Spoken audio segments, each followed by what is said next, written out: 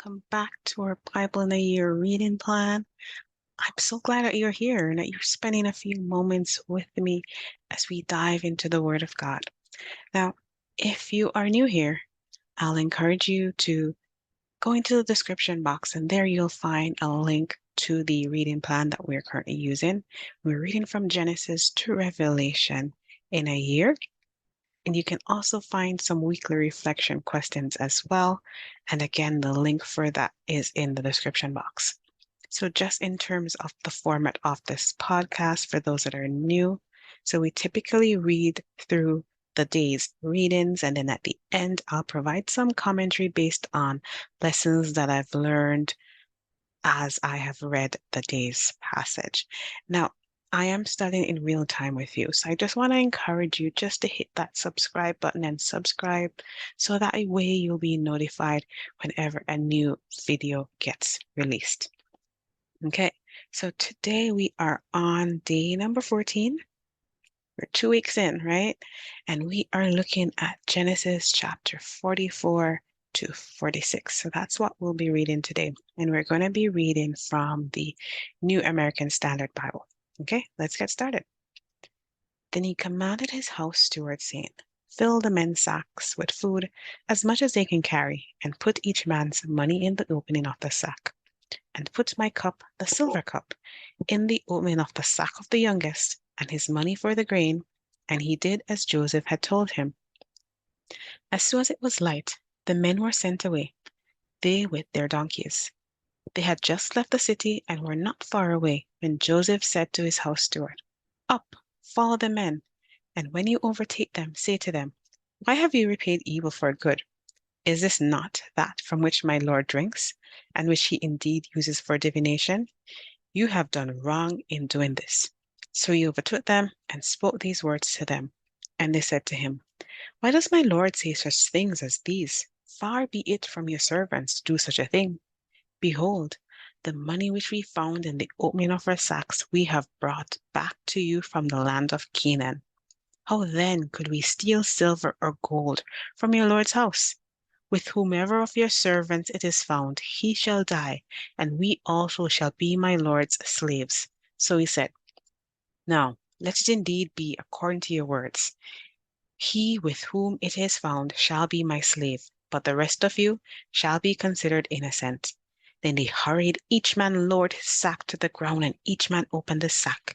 And he searched, beginning with the oldest and ending with the youngest. And the cup was found in Benjamin's sack. Then they tore their clothes in grief, and when each man had loaded his donkey, they returned to the city. When Judah and his brothers came to Joseph's house, he was still there, and they fell down to the ground before him. Joseph said to them, what is this thing that you have done? Do you not know that a man who is like me can indeed practice divination? So Judah said, what can we say to my Lord? What words can we speak? And how can we justify ourselves? God has found out the guilt of your servants. Behold, we are my Lord's slaves, both we and the one in whose possession the cup has been found.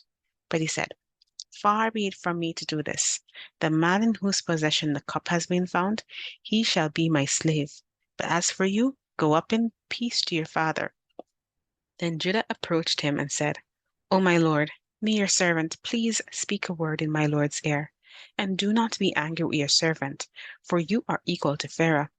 My lord asked his servants, saying, have you a father or brother? And we said to my lord, we have an old father and a little boy born in our father's old age. Now his brother is dead, so he alone is left of his mother, and his father loves him. Then you said to your servants, bring him down to me so that I may set my eyes on him. But we said to my lord, the boy cannot leave his father, for if he should leave his father would die. You said to your servants, however, unless your youngest brother comes down with you, you will not see my face again. So it came about when we went up to your servant, my father, we told him the words of my lord. And our father said, go back, buy us a little food. But we said, we cannot go down. If our youngest brother is with us, then we will go down, for we cannot see the man's face unless our youngest brother is with us. Then your servant My father said to us, you know that my wife bore me 2 sons, and the one left me, and I said, surely he is torn to pieces, and I have not seen him since. If you also take this one from me, and harm happens to him, you will bring my gray hair down to Sheol in sorrow. So now, when I come to your servant my father, and the boy is not with us, since our father's life is so attached to the boy's life, when he sees that the boy is not with us, he will die. So your servants will bring the gray hair of your father, of your servant, our father, down to Sheol in sorrow.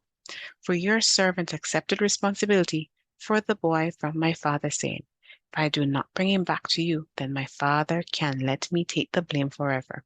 So now, please, let your servant remain as a slave to my lord instead of the boy, and let the boy go up with his brothers. For how can I go up to my father if the boy is not with me? I fear that I may see the evil that would overtake my father. Genesis 45. Then Joseph could not control himself in front of everyone standing before him, and he shouted, have everyone leave me. So there was no one with him when Joseph made himself known to his brothers. Then he wept so loudly that the Egyptians heard it, and the household of Pharaoh heard about it. And Joseph said to his brothers, I am Joseph. Is my father still alive? But his brothers could not answer him, for they were terrified in his presence. Then Joseph said to his brothers, please come closer to me. And they came closer. And he said, I'm your brother Joseph, whom you sold to Egypt. Now, do not be grieved or angry with yourselves because you sold me here, for God sent me ahead of you to save lives. For the famine has been in the land these 2 years, and there are still 5 years in which there will be neither plowing nor harvesting. So God sent me ahead of you to ensure for you a remnant on the earth and to keep you alive by a great deliverance. Now, therefore, it was not you who sent me here, but God. And he has made me a father to Pharaoh and lord of all his household and ruler over all the land of Egypt. Hurry and go up to my father and say to him, this is what your son Joseph says. God has made me lord of all Egypt. Come down to me, do not delay, for you shall live in the land of Goshen, and you shall be near me, you and your children and your grandchildren, and your flocks and your herds and all that you have. There I will also provide for you, for there are still 5 years of famine to come, and you and your household and all that you have would be impoverished. Behold, your eyes see, and the eyes of my brother Benjamin see, that it is my mouth which is speaking to you. Now you must tell my father of all my splendor in Egypt, and all that you have seen, and you must hurry and bring my father down here.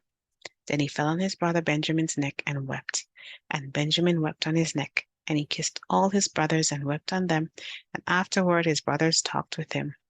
Now when the news was heard in Pharaoh's house that Joseph's brothers had come, it pleased Pharaoh and his servants.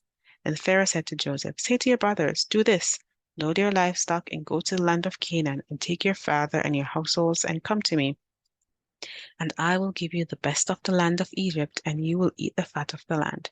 Now, you are ordered, do this, take wagons from the land of Egypt for your little ones and for your wives, and bring your father and come, and do not concern yourselves to your property, for the best of all the land of Egypt is yours.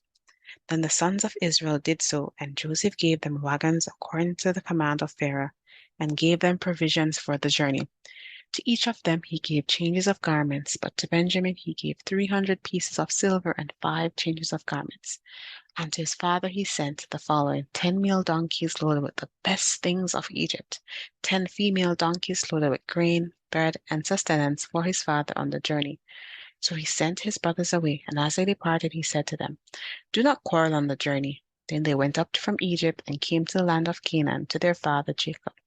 And they told him, saying, Joseph is still alive, and indeed he is the ruler over all the land of Egypt. But he was stunned, for he did not believe them. When they told him all the words of Joseph that he had spoken to them, and when he saw the wagons that Joseph had sent to carry him, then the spirit of their father Jacob revived. Then Israel said, it is enough, my son. Joseph is still alive. I will go and see him before I die. Genesis 46. Now Israel set out with all that he had and came to Beersheba and offered sacrifices to the God of his father Isaac.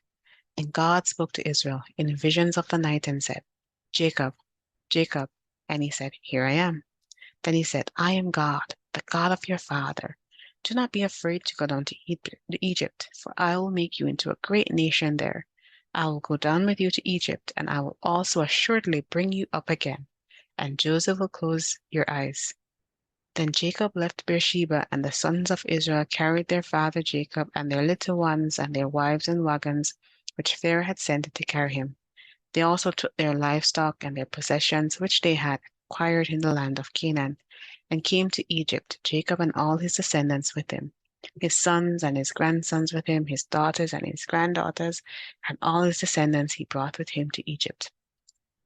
Now these are the names of the sons of Israel who went to Egypt: Jacob and his sons Reuben, Jacob's firstborn, and his sons Reuben, Hanok, Palu, Hezron, and Carmi, and the sons of Simeon, Jemuel, Jamin, Ohad, Jashin, Zohar, Shaul, the son of a Canaanite woman, and the sons of Levi, Gershon, Kohath, and Merari, and the sons of Judah, Onan, Shelah, Perez, and Zerah.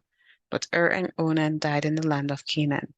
And the sons of Perez were Hezron and Hamul, and the sons of Issachar, Tola, Puvah, Iob, and Shimron, and the sons of Zebulun, Sered, Elon, and Jalil. These are the sons of Leah, whom she bore to Jacob in Padan Aram, with his daughters Dinah. All his sons and his daughters numbered 33. And the sons of Gad, Zipion, Hagi, Shuni, Esbon, Eri, Arodi, and Areli. And the sons of Asher, Imnah, Ishva, Ishvi, Beriah, and their sister Serah. And the sons of Beriah, Heber, Malchiel. These are the sons of Zilpah, whom Laban gave to his daughter Leah.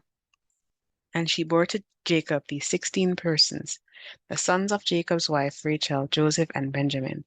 Now to Joseph in the land of Egypt were born Manasseh and Ephraim, whom Asenath, the daughter of Potipharah, priest of On, bore to him. And the sons of Benjamin, Bela, Becher, Ashbel, Jerah, Naaman, Ehi, Rosh, Muppin, Huppin, and Ard. These are the sons of Rachel who were born up to Jacob. These were 14 persons in all. And the sons of Dan, Hushin, and the sons of Naphtali, Jazeel, Juni, Jezer, and Shillem. These are the sons of Bilhah, whom Laban gave to his daughter Rachel, and she bore these to Jacob. There were 7 persons in all. All the people belonging to Jacob who came to Egypt. His direct descendants, not including the wives of Jacob's sons, were 66 persons in all. And the sons of Joseph who were born to him in Egypt were 2. All the people of the house of Jacob who came to Egypt were 70. Now Jacob sent Judah ahead of him to Joseph to guide him to Goshen, and they came into the land of Goshen. And Joseph prepared his chariot and went up to Goshen to meet his father Israel. As soon as he appeared to him, Joseph threw himself on his neck and wept on his neck a long time. Then Israel said to Joseph, "Now let me die, since I have seen your face, that you are still alive." But Joseph said to his brothers and to his father's household, "I will go up and tell Pharaoh, and will say to him, My brothers and my father's household, who are in the land of Canaan, have come to me, and the men are shepherds, for they have been keepers of livestock, and they have brought their flocks and their herds and all that they have. When Pharaoh calls for you and says, What is your occupation? You shall say, Your servants have been keepers of livestock since our youth, even until now, both we and our fathers, so that you may live in the land of Goshen, for every shepherd is an abomination to the Egyptians." Okay, that is our reading. Now, in the story today, we see Joseph's brothers. They return to Egypt, right? And the plot deepens as Joseph reveals his identity to his unsuspecting brothers. And Joseph wept as he told his brothers who he was. Yet right in the midst of confessing his identity, he declares that though his brothers sold him into slavery, God had a plan all along. And Joseph uses the words, "God sent me," and shows that what happened to him was all a part of God's plan. Now, even in Joseph's deep pain and rejection, he was able to see that God had a plan through it all, and that he had not ended up in Egypt simply by the act of his brothers, but by the providence of God. God had sent him, and God had gone with him. Now, at the end of chapter 46, we see that Jacob and Joseph are reunited after years apart. And though we usually focus on the sorrow of Joseph in the situation, we can be assured that this was a painful part of Jacob's turbulent life. But through it all, God was faithful. Now, Joseph's story reminds us that we can be confident in the Lord and in his plan, even through suffering. Though we do not understand, we can trust that his way is perfect. We can trust that he works all things for the good of his children. God brings good things out of the awful circumstances of our lives. Now, he does not come up with a plan when things go badly. He had a plan from the beginning. Let me just repeat that one more time. He does not come up with a plan when things go badly. He had a plan from the beginning. God does not scramble to fix the mess we made, but instead, he works every foreknown circumstance for our ultimate good. It's always for our good and his glory. And in the same way God brought good from the most heartbreaking moment of history, at the cross, Jesus bore the weight of our sin and suffered and died in our place. Our greatest good would come from his greatest suffering. All right, that is it for today, for day 14 in our Bible in a Year reading plan. And I hope that you guys will join us again tomorrow as we finish up the book of Genesis with our day 15 reading of Genesis 47 to 50. And again, if you haven't subscribed already, I encourage you just to hit that subscribe button so you get notified whenever we drop a new podcast episode. All right, that's it for today. I hope you have yourself an awesome day.